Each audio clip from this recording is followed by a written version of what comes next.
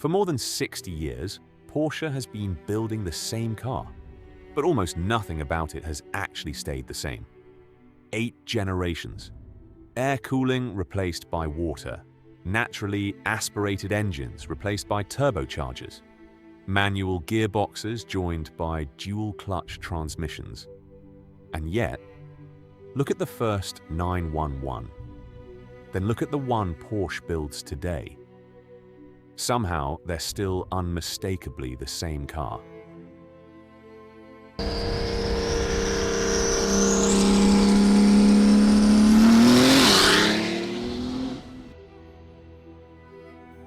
The story begins in 1963 with a car called the 901.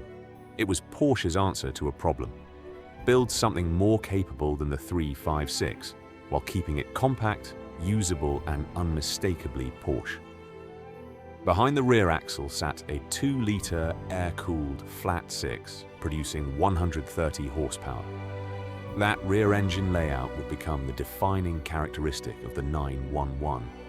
And Porsche didn't leave it alone. Power grew. The Targa arrived. And by the end of the generation came one of the most celebrated 911s ever built, the Carrera RS 2.7. The 911 was already becoming something much more serious.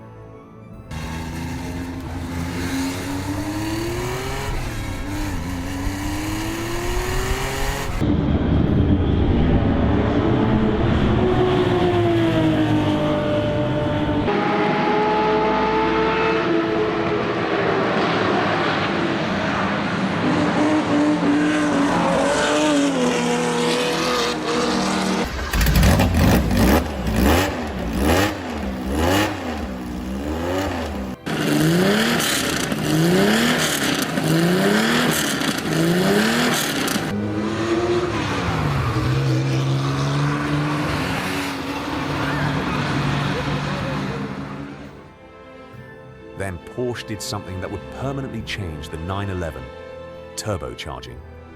In 1974, the 911 Turbo arrived. Wide body, huge rear spoiler, and a turbocharged flat 6 that turned the 911 into something genuinely intimidating. The 911 wasn't just becoming faster, it was developing a personality.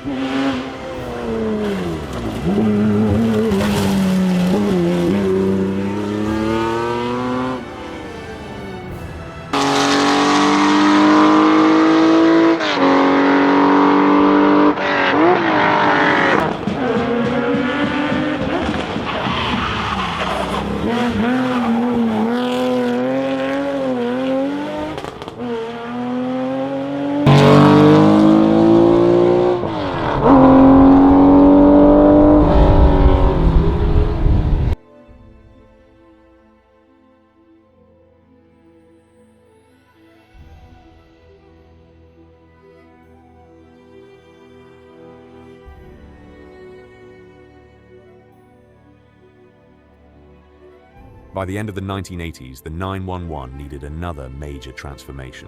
The answer was the 964. Porsche redesigned more than 85% of the car, and for the first time, the 911 Carrera 4 brought all-wheel drive to the range. The shape was familiar. Underneath, almost everything had changed.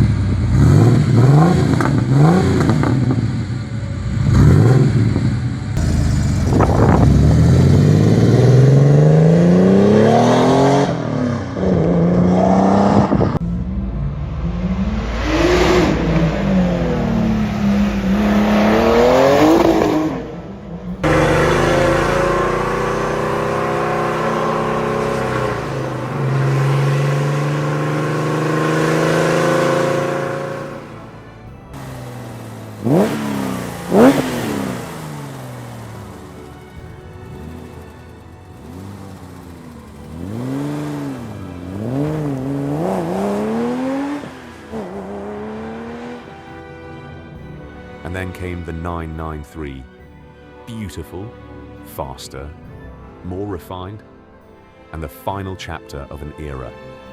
Because this would be the last production 911 to use an air-cooled engine. For more than 30 years, air cooling had been part of the 911's identity. That was about to change.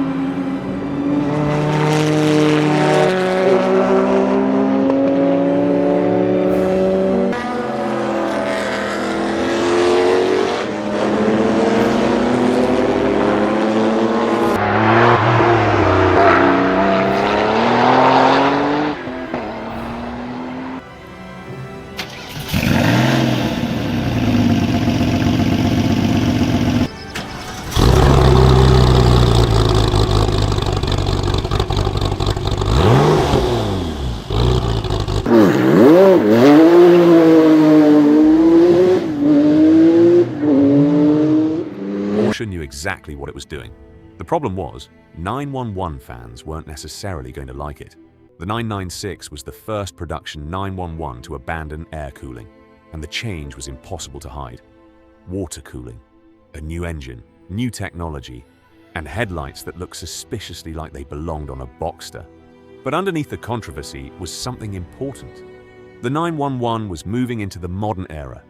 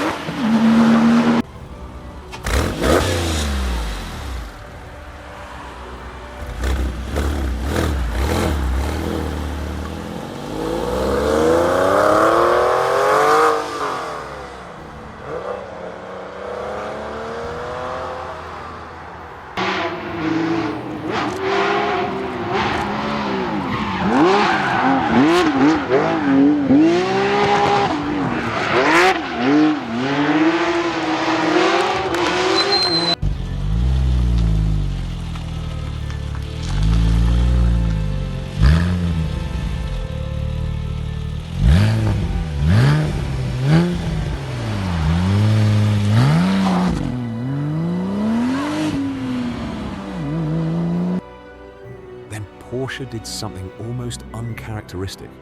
It went back. The 997 brought back the round headlights and a cleaner interpretation of the classic 911 shape. But mechanically, Porsche kept pushing forward, and the 911 family was becoming ridiculous. Carrera, Turbo, GT3, GT3 RS, GT2 RS. There was now a 911 for almost every kind of lunatic.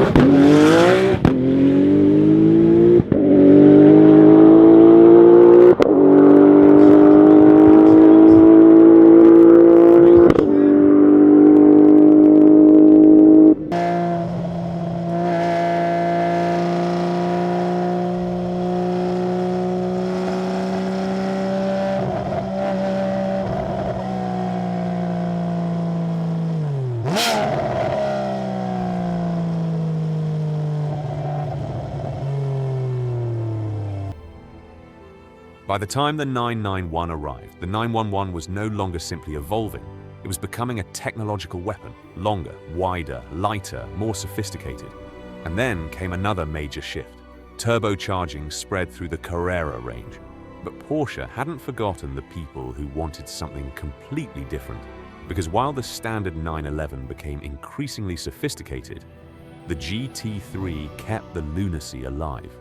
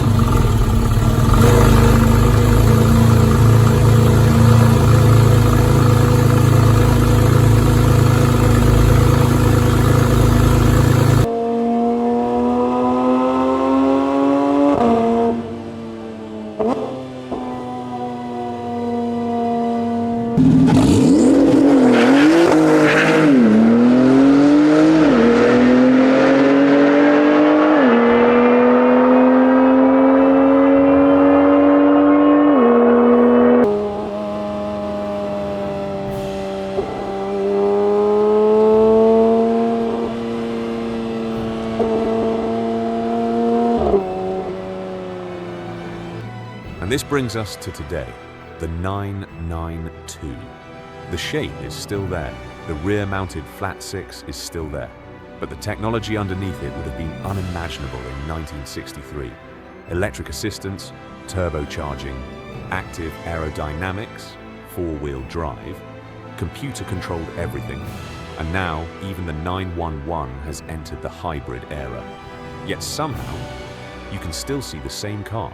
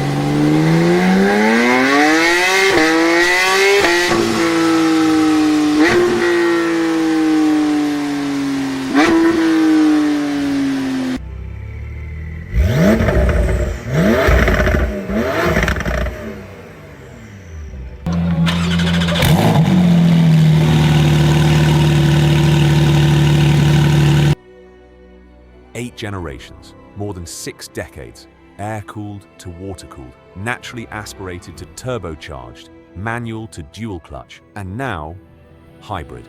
But Porsche never changed the one thing that mattered most, the idea, a flat six behind the driver, a silhouette you can recognize from 100 meters away, and a car that somehow refuses to become anything other than a 911. 60 years later, the 911 is still evolving,